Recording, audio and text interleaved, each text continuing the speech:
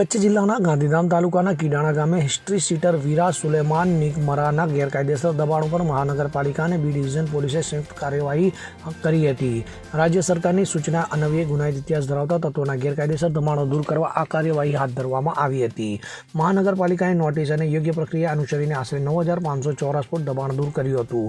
Police વિભાગ દ્વારા આ દબાણ દૂર કરી જમીન ખુલ્લી કરવાની દરખાસ્ત રજૂઆત કરવામાં આવી હતી, જેના આધારે આ કાર્યવાહી કરવામાં આવી હતી.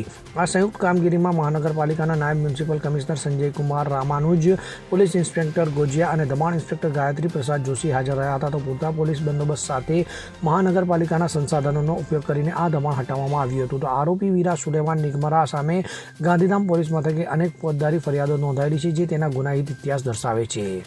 રાજેન્દ્ર કુમાવત સાથે CN24 ન્યૂઝ, મુદ્રા.